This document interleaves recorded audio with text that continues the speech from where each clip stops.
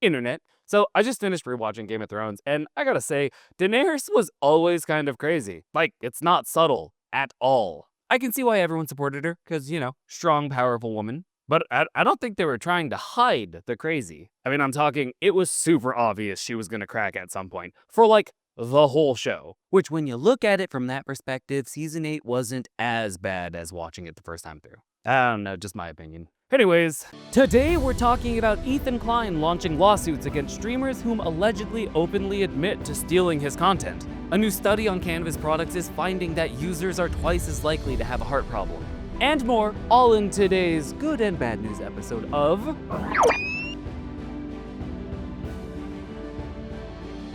But before we start, make sure you smash that subscribe button so you never miss a news update. Also, I promised I wouldn't call you a bitch today, but you know exactly what I think of you if you don't subscribe. Ethan Klein, co-host of the H3 podcast, is suing Twitch creators Denims, Frogan, and will soon sue Kaceytron over their reaction streams to his content Nuke video.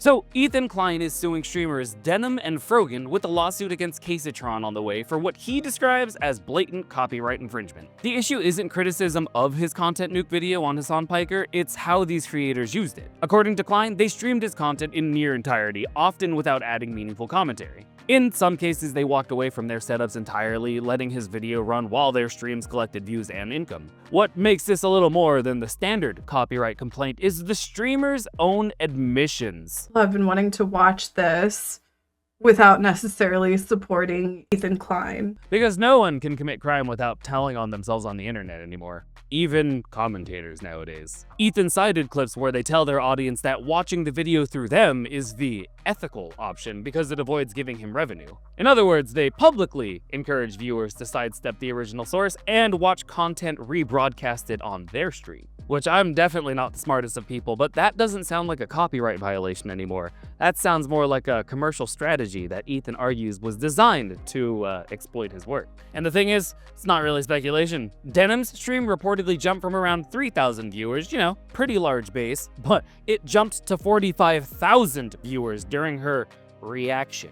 I hate react channels. I put in so much effort. I hate these people. Ethan claims that this spike illustrates that viewers weren't tuning in for the commentary, they were tuning in to watch his content with somebody else in the corner. He's now seeking $150,000 in statutory damages from each creator, citing full copyright registration of the video. His stated goal here isn't just for a win, it's to set a precedent over the entire industry. He argues that the current culture of passive reaction content, particularly on Twitch, but heavily present on YouTube and TikTok. You know who I'm talking about, I heard a big bang and now there's smoke over there.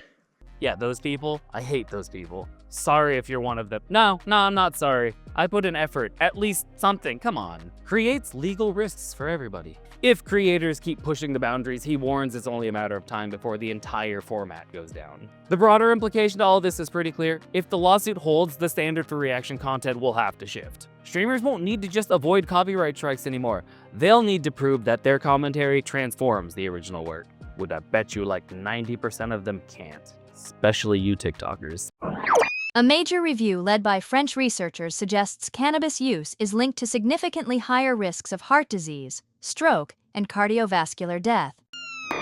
Now, I didn't want to talk about this one because it hits just a little too close to home, you know what I'm saying? A new analysis led by researchers at the University of Toulouse is raising concerns about cardiovascular risks of cannabis. They reviewed 24 studies published between 2016 and 2023, covering an estimated 200 million people worldwide, finding that cannabis users are twice as likely to die from cardiovascular disease compared to non-users. Beyond that, the analysis shows a 29% increased risk of acute coronary syndrome, essentially a sudden reduction in blood flow to the heart, and a 20% increased risk of stroke on top of it. The researchers summarized that cannabis use is positively associated with major adverse cardiovascular events. Just to clarify though, these results don't show direct causation. The data shows correlation, and there are limitations there. Most studies relied on self-reported cannabis use, didn't measure dosage or frequency, and had varying definitions of what counted as use. That introduces statistical inconsistencies and high risks of bias in many of the cases. But even with those flaws, the sheer scale of the sample size lends some weight to the associations.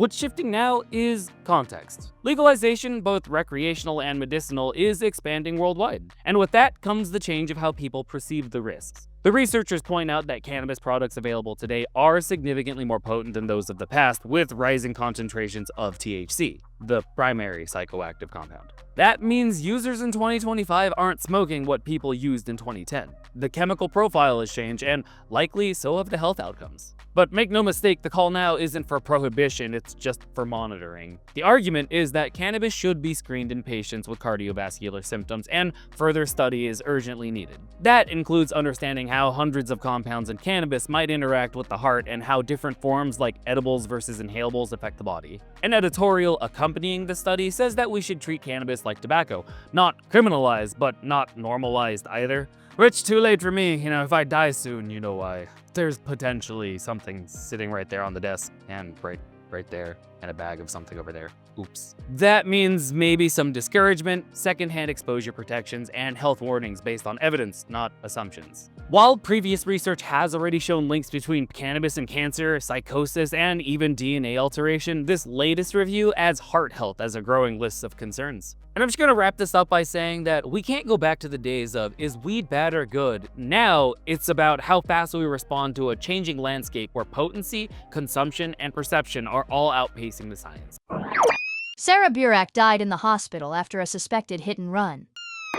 Sara Burack, known for appearing in Netflix's $1 Million Beach House, was killed early Thursday in what police are calling a hit and run. Sadly, she was only 40 years old. The Southampton Town Police responded to a 911 call in Hampton Bays where Burack was found unconscious with some serious injuries. Authorities believe she was struck by a vehicle that had fled the scene. Sadly, she died in Stony Brook University Hospital. And as of recording, no arrests have been made. Burack was a luxury real estate agent with more than a decade at Nest Seekers International. She briefly gained visibility back in 2020 through $1 Million Beach House, a single-season reality series about realtors competing to sell Hampton properties. Police have now launched a manhunt and are asking for any information on the suspect vehicle, and the investigation is ongoing. So, hopefully we'll have more news for you by Monday. Anyways, on that, I'm gonna call it. If you like what you saw here, make sure you smash that like button. Help spread some news. And I will catch you next time. Bye.